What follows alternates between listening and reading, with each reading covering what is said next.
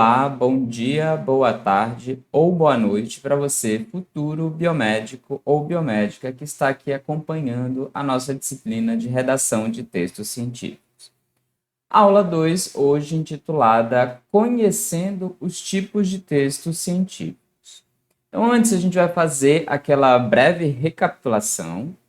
E na aula anterior, na primeira aula, nós vimos como nós divulgamos o conhecimento científico, falei um pouco sobre os diversos eventos que ocorrem no mundo acadêmico, né, que a gente utiliza para poder divulgar parte das nossas pesquisas, ou às vezes, né, damos palestras, nós professores, e tentamos também entrar numa discussão do porquê divulgar, por que é importante a gente fazer a divulgação das nossos resultados e das nossas pesquisas. Então, a gente viu que nós divulgamos, nós publicamos as nossas ideias.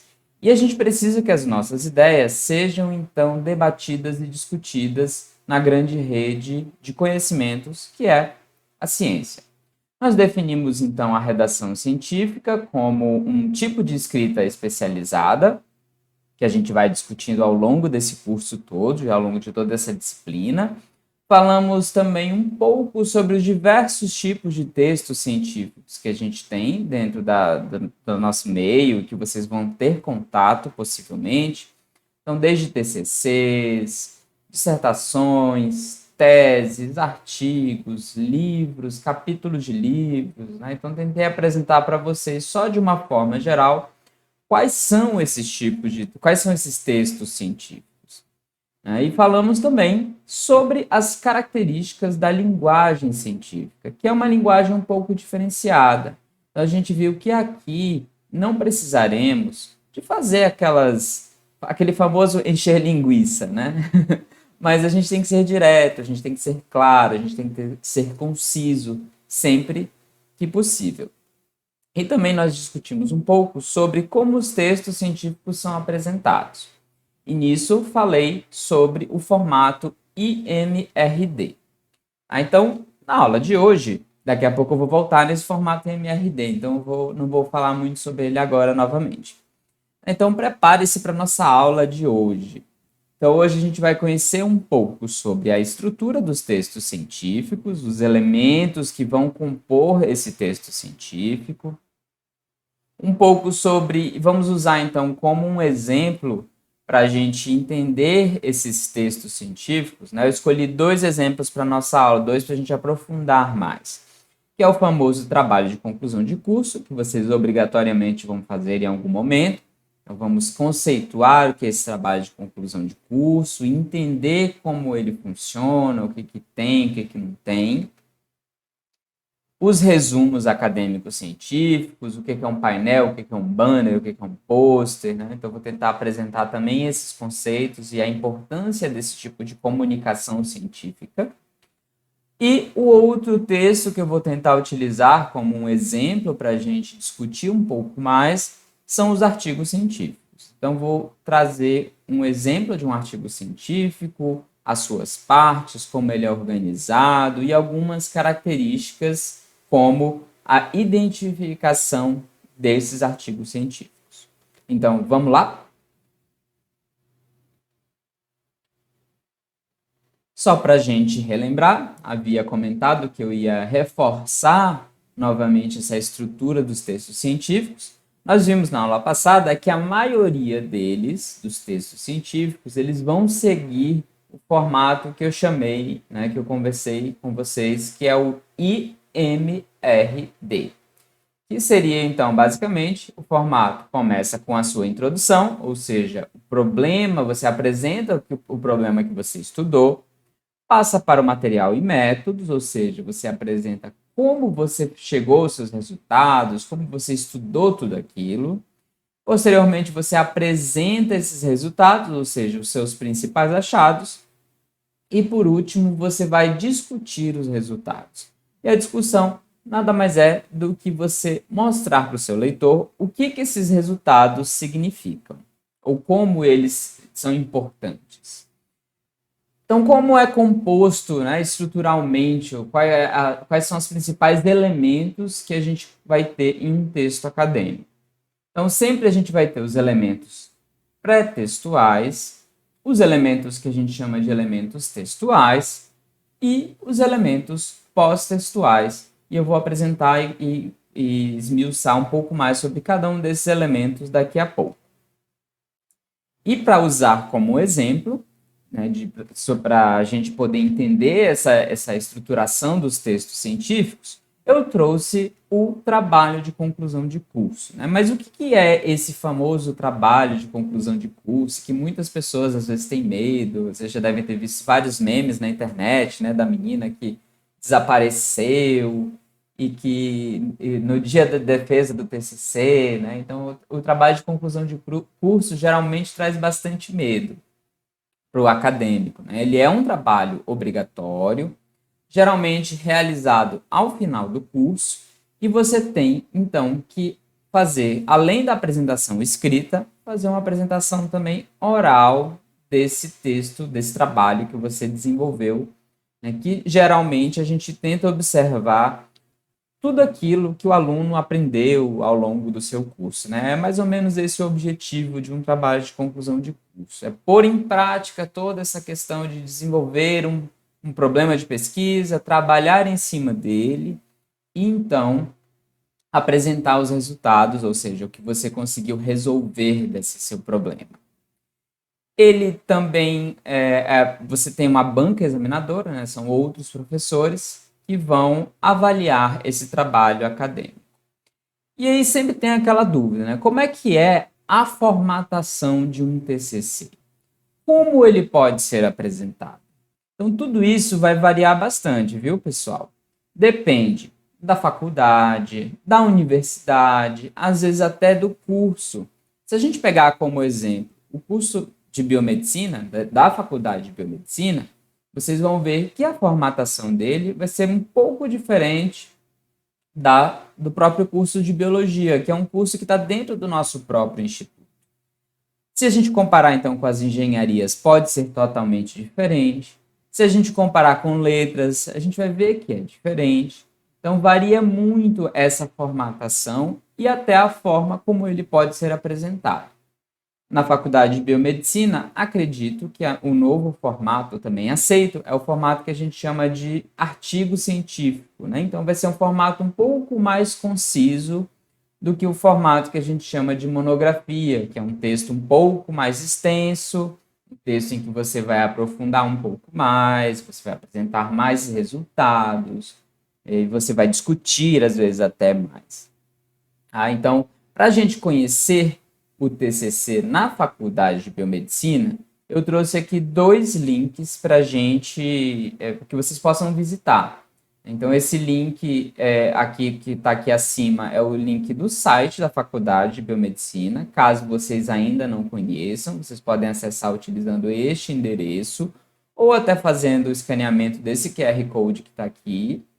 E esse é o endereço que vai direto para o TCC da faculdade de biomedicina. Ou você também pode fazer o escaneamento utilizando o seu telefone celular, seu smartphone, desse QR Code, que ele já vai te direcionar para o site da faculdade. Então, a gente vai agora rapidinho no site da faculdade para mostrar um pouco sobre onde a gente vai encontrar essas informações referentes ao TCC do nosso curso. Vamos lá? Bom, então esse é o site da nossa faculdade. Não sei se vocês já tiveram a oportunidade de acessar, mas aqui a gente encontra basicamente todas as informações do nosso curso. Tá? Então aqui vocês podem ver os botões aqui em cima, tem, né, os detalhes. E quando você for buscar sobre o TCC, você vai poder então acessar esse botão mais, e ele te dá essa opção do TCC, ou você simplesmente desce aqui a sua barra, né, e você vai encontrar aqui também um outro botão TCC Orientações Gerais. Então você clica nesse botão e aí você vai ser direcionado para a página referente ao trabalho de conclusão de curso da nossa faculdade. Então, quando você acessa essa página, você tem vários documentos aqui. Então, você tem a normatização do TCC da Faculdade de Biomedicina, que vai conter todas as normas, detalhes sobre formato, sobre como apresentar. Então, vai estar tudo nesse documento aqui. É um PDF e eu vou disponibilizar na nossa sala de aula posteriormente. Existem ainda algumas normas da Biblioteca Central da nossa universidade, que alguns cursos adotam.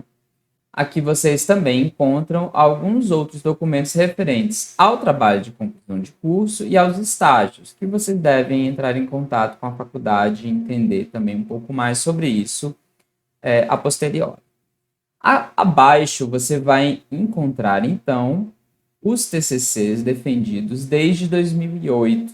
Então, aqui tem todos os títulos, né, e os autores referentes aos trabalhos de conclusão de curso que vocês vão encontrar já publicados pela nossa faculdade. Eu vou usar como exemplo aqui, vou clicar em TCC defendido em 2019, para que vocês tenham uma ideia de como é que está organizado. Então, aqui você tem a lista em ordem alfabética desses alunos, ao menos estava em ordem alfabética, que aparentemente não está mais, desculpa. E você tem, então, o nome do aluno e o título do seu trabalho. Se você quiser acessar, por exemplo, o trabalho referente à caracterização do perfil mutacional em regiões do DNA mitocondrial, né, de tumores mamários de pacientes do estado do Pará, da Ana Carolina Lima Rodrigues. Você vai clicar aqui e ele vai te direcionar para o trabalho de conclusão de curso da Ana Carolina. Você vai conseguir, então, salvar isso no seu computador, clicando aqui, fazendo download, ou mesmo ler o TCC, ver quem foi a orientadora, que foram os membros avaliadores, né? Então, com todos os detalhes vocês vão encontrar aqui nesse site. Tá? Então, além disso, você pode buscar outros anos, tá? Então, é só você voltar para a página do TCC e selecionar um outro ano, e você vai, então, buscar aqui outros trabalhos de conclusão de curso. Está em ordem alfabética, tá bom? Então, é isso. Aí vamos voltar agora para a nossa aula com os nossos próximos tópicos, tudo bom? Mas, de uma forma geral, falando sobre a estrutura do TCC, ele vai ser, então, estruturado ou dividido naqueles elementos que eu havia apresentado. Os elementos pré-textuais, que nessa imagem vocês vão ver todas essas páginas, essas partes que estão com essa cor vermelha, avermelhada, alaranjado, avermelhado. Você vai ter os elementos textuais, que encontram-se aqui em azul, e os elementos pós-textuais, que estão aqui em roxo. Dentre os elementos pré-textuais, então a gente tem elementos obrigatórios e elementos que vão ser opcionais em todo o trabalho de conclusão de curso, em vários outros textos também acadêmicos e científicos. Mas como obrigatório, a gente vai ter sempre a capa, a folha de rosto, que vocês encontram esses formatos lá naquele manual do TCC da Faculdade de Biomedicina, que eu apresentei para vocês. Existem, então, as erratas, a dedicatória, agradecimento, a epígrafe, né? Tudo isso opcional. Depois o resumo em língua portuguesa, e geralmente o resumo em língua estrangeira vai variar, vai depender de faculdade para faculdade, pode ser obrigatório, pode ser opcional, né? Vai ser isso bem variável. A lista de ilustrações, tabelas e abreviaturas também, ela vai ser opcional ou obrigatório, depende muito da faculdade do curso, assim como a lista de símbolos. O sumário ele já vai ser um elemento obrigatório do texto, desse texto acadêmico. Então, a gente finaliza aqui os elementos pré-textuais. Dentre os elementos textuais, a gente vai ter, então, a introdução, que vai apresentar o seu problema, o desenvolvimento. Então, no desenvolvimento do trabalho, a gente vai encontrar o material e métodos, o resultado, a discussão do seu trabalho, e finaliza com as conclusões, ou a conclusão, depende bastante. Tá? Então, depois, tudo isso obrigatório, vermelhinho, né? Lembrando bem. Depois a gente veio com as referências, que as referências também têm um formato variável de acordo com faculdade, ou de acordo com a faculdade ou curso. O glossário, que ele é opcional. E aí a gente tem dois outros itens opcionais que a gente sempre confunde bastante, a gente quando é aluno, né? Que é o que a gente chama de apêndice e que são os anexos. Eu geralmente dou uma dica para os meus alunos para que eles consigam facilmente diferenciar os dois. Então, o apêndice, ele vai ser sempre um texto produzido pelo autor, ou seja, você que produz, e que vai auxiliar no entendimento do seu texto. Então, é só lembrar, o apêndice, você tem um apêndice, né? A gente tem um apêndice intestinal. Então, o apêndice é seu. Então, lembre-se sempre disso. E o anexo são textos produzidos por terceiros e imagens produzidas por outras pessoas, ou seja, não é seu, e que você vai usar para complementar o seu texto, para que explique algo a mais, né? Então, geralmente, documentos concedidos pelo Comitê de Ética, pela licença do CISBio, IBAMA e por aí vai, quando você usa animais silvestres, por exemplo, no seu trabalho, ou outros tipos de documentos que você utilizou para dar um embasamento maior e que você precisa apresentar aquilo para a banca examinadora também. Tá? Então, esses são, né, de uma forma geral e bem ampla, os elementos da estrutura do TCC. Os detalhes sobre cada uma desses tópicos, né, que a gente apresentou aqui para vocês vão encontrar no manual lá na página da Faculdade de Biomedicina.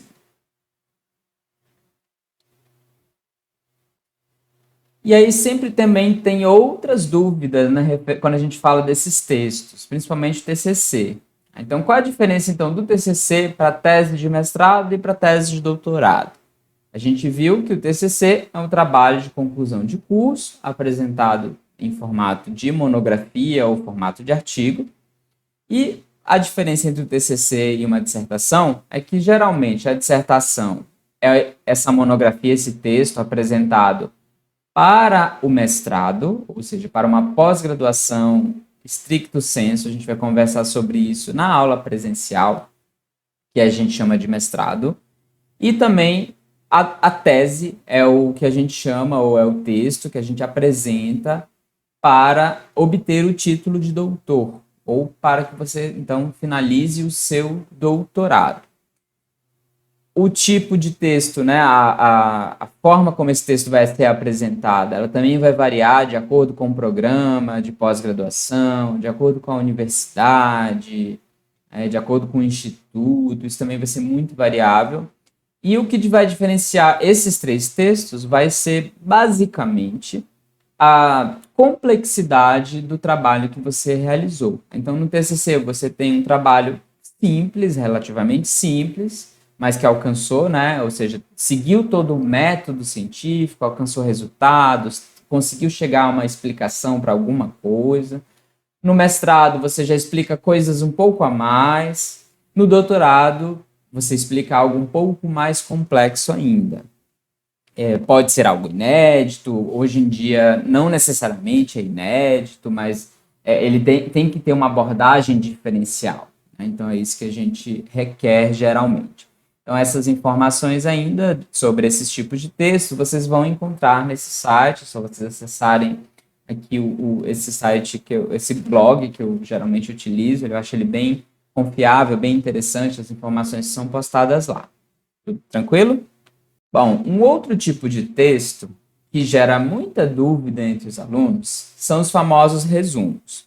Então, primeira coisa, existem vários tipos de resumos. Eu vou destacar aqui os resumos científicos, mas existem também os resumos acadêmicos, né? O que seriam esses resumos acadêmicos? Seriam aqueles textos que o professor vai pedir para vocês durante a aula, façam um resumo, né? Ou seja, um texto conciso sobre um artigo que você leu, ou sobre um outro texto maior que você leu anteriormente. Tá bom? Então, esse é um texto, é um resumo, que os professores vão pedir para vocês. Hoje, a gente vai falar sobre os resumos científicos, ou que geralmente são apresentados em congressos científicos, que também vão ser diferentes dos resumos de TCC, de artigos, que a gente vai falar e vou mostrar para vocês daqui a pouco. Então, geralmente, o resumo científico, ele é um resumo que eu chamo de um texto independente. Por que ele tem essa característica de ser um texto independente? Porque o leitor, ele vai ter acesso apenas a essas informações que você vai apresentar no resumo. Diferente, por exemplo, de um resumo de um TCC, que você tem o resumo do TCC e logo em seguida você tem um texto complementar àquele resumo. A mesma coisa do artigo. Então, no artigo você tem um resumo que está vinculado a um texto maior. Esses resumos científicos, eles geralmente são eles secos ali, né? São apenas eles. Por isso que eu digo que eles são independentes. E geralmente eles são utilizados nos eventos, né, como forma de apresentar uma proposta ou uma pesquisa que está sendo desenvolvida por aquele autor.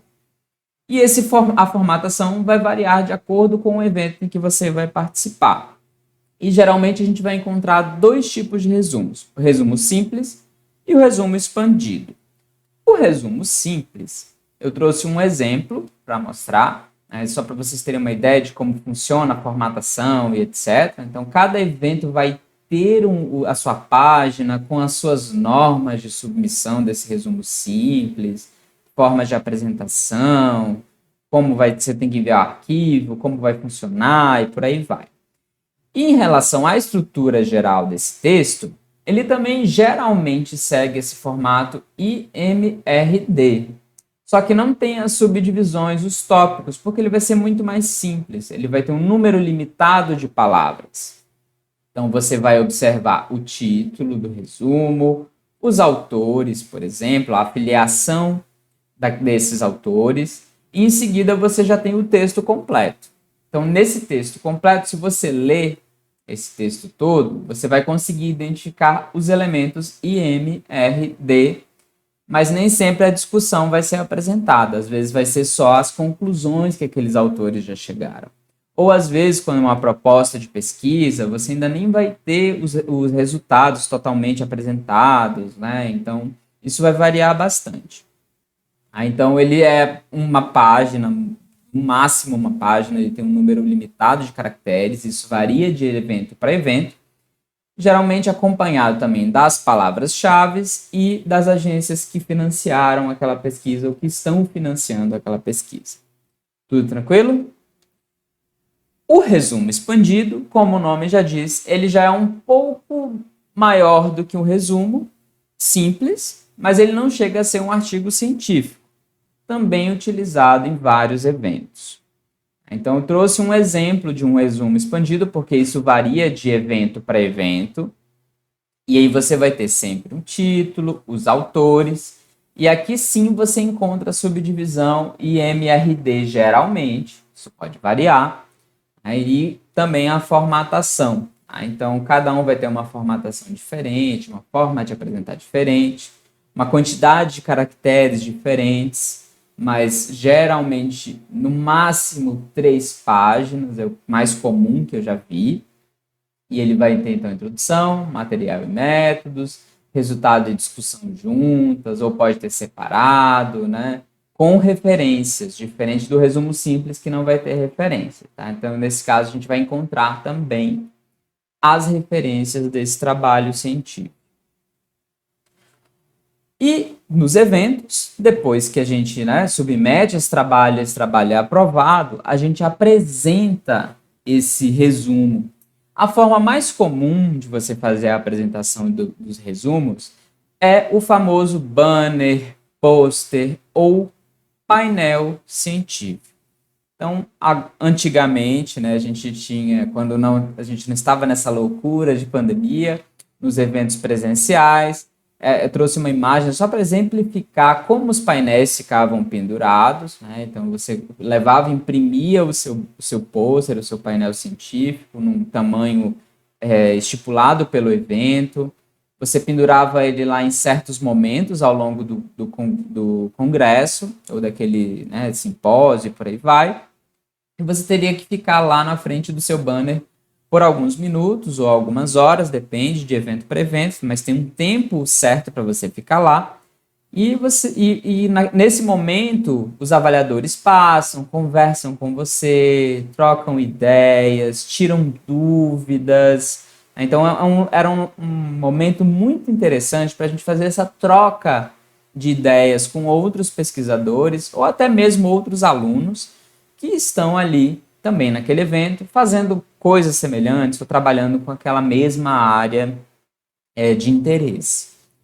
Um exemplo de como é um painel, então esse já é um exemplo de um painel virtual. Hoje em dia também já existem as apresentações dos painéis virtuais, eles ficam lá no link, você clica, baixa e acessa ao longo do evento virtual, né? Já que agora a gente tem essa outra modalidade de evento. Mas ele vai ter aqui, então, também o texto, você pode, a formatação você que geralmente escolhe, você pode colocar, transformar a introdução toda em imagens, ou colocar texto, imagens, metodologia você pode fazer também, ou material e métodos, você pode fazer ele em formato esquemático, com várias imagens, ou manter o texto. Os resultados você usa e abusa das imagens do seu trabalho, se você já tiver também, mas também pode ser texto, tabela, da forma como você achar melhor. E as conclusões ou conclusão e discussão quando existem. E no painel também é recomendado que você coloque as referências e agradecimento às agências financiadoras. Então, isso aqui é só lembrando que é só um exemplo para que vocês entendam a função também desse painel científico nos eventos, que basicamente funcionava quando era tudo presencial, para a gente ir lá trocar ideias, conversar, e para que as pessoas vissem um pouco daquilo que a gente vinha desenvolvendo nos laboratórios, nas nossas linhas de pesquisas, nas nossas universidades.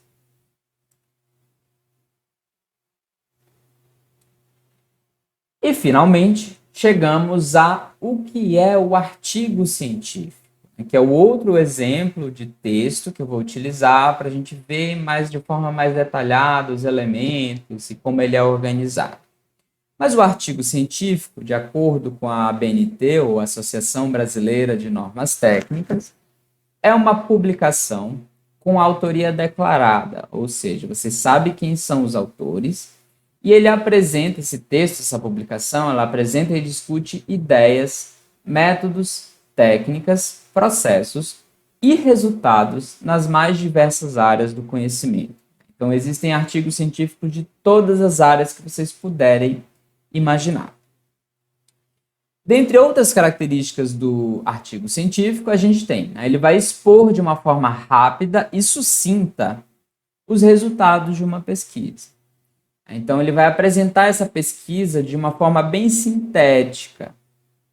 E também, outra característica importante, é que ele tem que ser aceito pela comunidade científica ou pela comunidade de pesquisadores. Ou seja, quando você envia o seu texto da sua publicação, do seu artigo científico, ou seja, suas ideias que você pretende publicar, ela vai ser avaliada por outros cientistas ou outros pesquisadores da mesma área que você está trabalhando. Então, pessoas geralmente experts naquele assunto, que têm uma certa expertise naquele assunto, vão avaliar o seu texto, avaliar a sua pesquisa, avaliar o método científico, se você aplicou ele de forma adequada, para então aprovar as suas ideias e para que elas sejam vistas e lidas por outros cientistas e outros pesquisadores. Então lembrem, né, que a gente já discutiu que ser lido por outros, né, ser buscado e que as nossas ideias sejam discutidas é algo extremamente importante para a ciência. E assim como o outro texto científico que a gente viu, que é o TCC, o artigo ele também vai ter seus elementos pré-textuais, textuais e pós-textuais. Dentre os elementos pré-textuais, eu destaquei alguns para a gente ter uma ideia. Vai ter, então, título e subtítulo, quando houver. O título em outro idioma, que às vezes é opcional para algumas revistas, às vezes obrigatório. O nome dos autores. O resumo, geralmente vem logo nessa primeira página que a gente chama de elementos pré-textuais. as palavras-chave, a data de submissão e aprovação do artigo e o contato do autor correspondente. Aí eu coloquei como é que ele é dividido, é o que a gente está vendo agora. Então, esse é um exemplo de um artigo de um aluno meu de mestrado, que tem assim, alguns desses elementos que não são comuns, né? Por exemplo, o título em outra língua não é muito comum a gente ver. E eu trouxe só para dar um exemplo e mostrar para vocês. Então, esse aqui tem o título em inglês, o título em espanhol. Em seguida, a gente observa o nome dos autores. Essa forma de apresentar o nome ela é um pouco variada de revista para revista também. A afiliação, ou seja, aonde esses autores se encontram, ou onde eles estão vinculados, se é algum curso, se é alguma universidade, se é algum laboratório. Então, aqui a gente geralmente coloca o nosso laboratório, o instituto e a universidade, a gente põe o endereço completo. Identifica quem é o autor correspondente, geralmente é o autor responsável por enviar o texto, lidar com os revisores, as pessoas que leram o seu trabalho e avaliaram. E aqui a gente tem também a data de aprovação e a data que o artigo foi recebido e a data que ele foi aceito para publicação. E o resumo também geralmente está aqui e às vezes você tem o resumo apresentado em outra língua. Dentre os elementos textuais, a gente vai ter, então, a introdução e o objetivo. Muitas vezes, no artigo, o objetivo ele vai ser apresentado logo lá no finalzinho da discussão do seu trabalho. E também pode vir apresentando as hipóteses, né? Daqui a pouco, mais à frente, a gente vai discutir um pouco sobre o que são as hipóteses de pesquisa. Segue-se, então, da seção material e métodos, ou métodos. Depois a gente vai ter os resultados, que podem ser textos, ou pode ser imagens, ou pode ser uma combinação dos dois, né? A discussão e as conclusões, ou a conclusão principal do seu trabalho. Então, geralmente, a conclusão pode estar dentro da discussão, e muitas vezes está dentro da discussão, e a gente vai também discutir isso quando a gente for esmiuçar cada uma dessas sessões de um trabalho científico. Nos elementos pós-textuais, teremos, então, os agradecimentos, que é o momento em que a gente vai incluir e agradecer todas as agências financiadoras, vai colocar também as pessoas que nos auxiliaram, mas que não contribuíram diretamente com aquele trabalho, né? Enfiaram a mão na massa lá para poder sair alguma coisa. As referências, e essas referências elas vão variar a sua apresentação de acordo com a revista, né? Então, a formatação vai variar muito, não tem como você colocar alguma... não existe uma norma geral para todas, né? Os apêndices, né? Também podem existir apêndices dentro de um trabalho científico, de um artigo científico, mas hoje em dia o que é mais comum a gente observar é o que a gente chama de material suplementar, que ele funciona como um apêndice.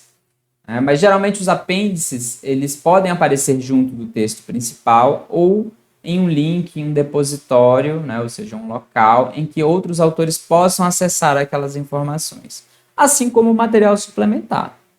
Então ele vem sendo substituído hoje em dia o apêndice, em algumas revistas usam apêndice, outras material suplementar, isso vai variar bastante.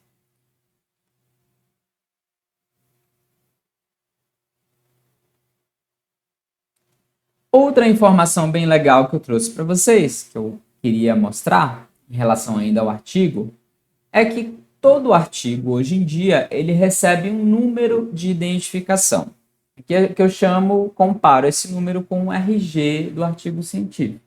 E eu coloquei a pergunta para você. Você sabia que cada artigo científico tem o seu RG? Então, esse RG é o que a gente chama de Digital Object Identifier, ou DOI. Vocês vão ver a maioria das pessoas usarem o termo DOI. Então, o DOI é um banco de dados gigantescos que vai registrar objetos digitais ou textos e várias outras coisas. Então, aqui nesse site, www.doi.org, você pode ver detalhes sobre como funciona, como solicitar. Geralmente você paga uma taxa para poder, então, identificar, né, o seu artigo, né? Na verdade, a revista paga essa taxa, tá? Então, isso vai variar bastante. E esse número ele é muito importante para que a gente encontre facilmente o nosso objeto digital pela internet, ou pelo site, ou utilizando diretamente esse número. E onde ele fica no artigo científico?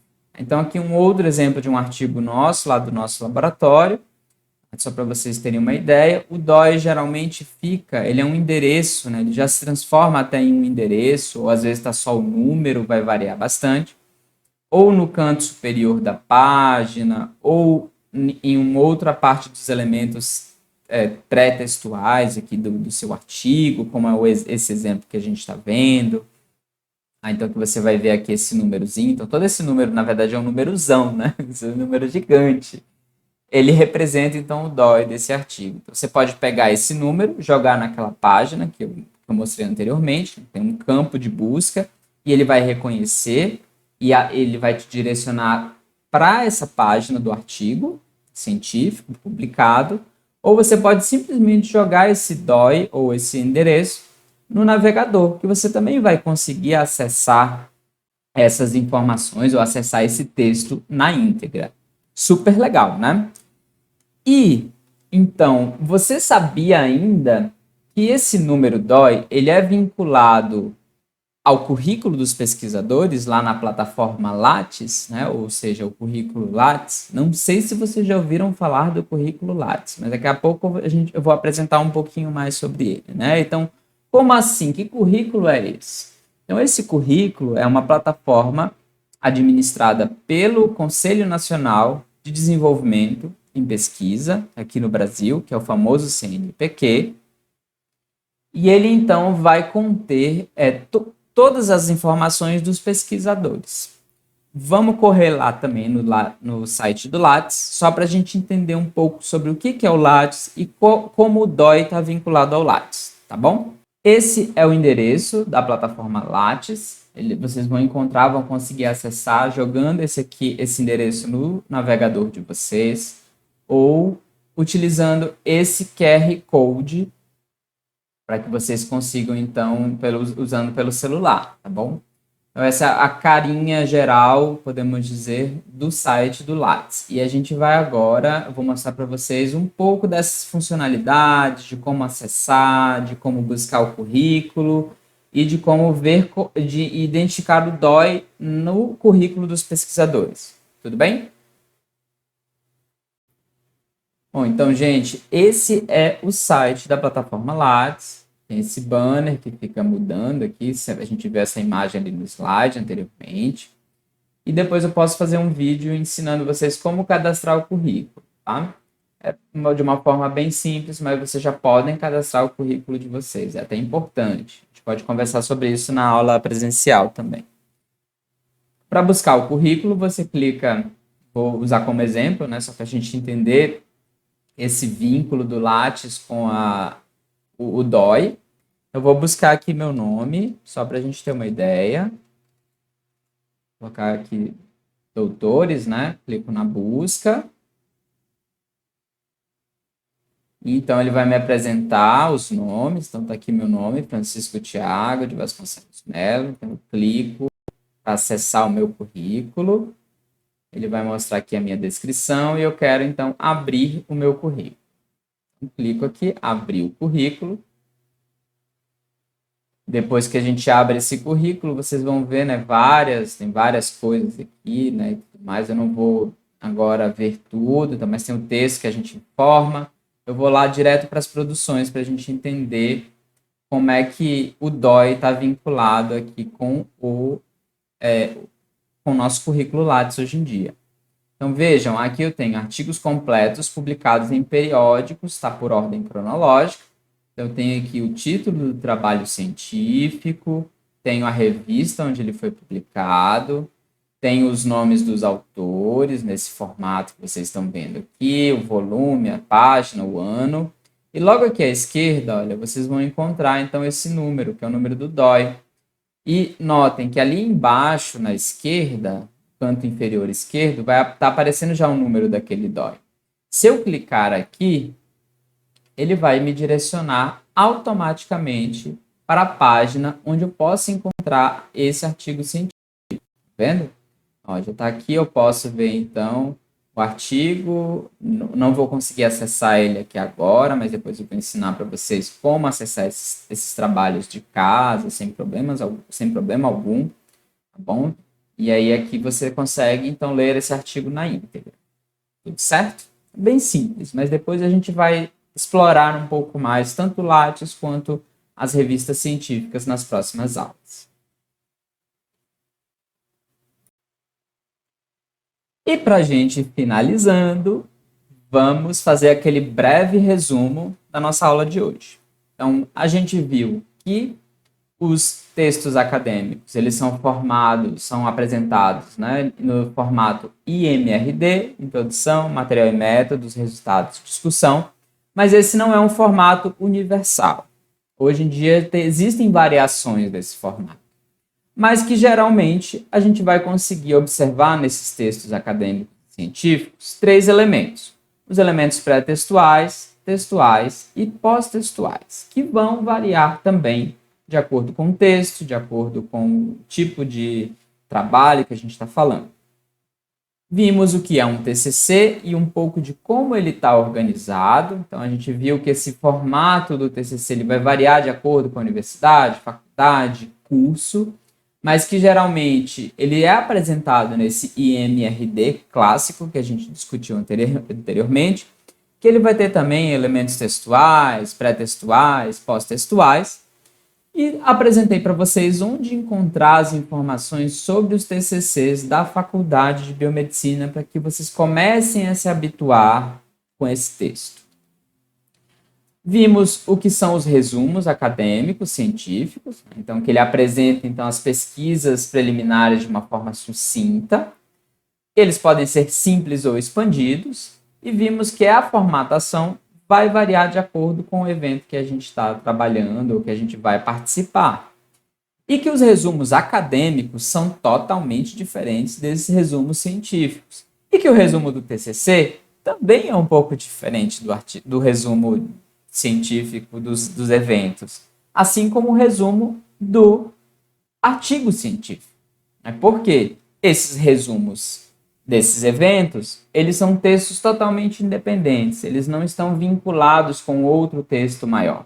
Enquanto no artigo científico e no TCC, você vai ter, além do resumo, todo o texto do trabalho de conclusão de curso, ou todo o texto restante do artigo, que vai dar um embasamento maior para aquele leitor quando ele chegar nas outras partes daquele texto.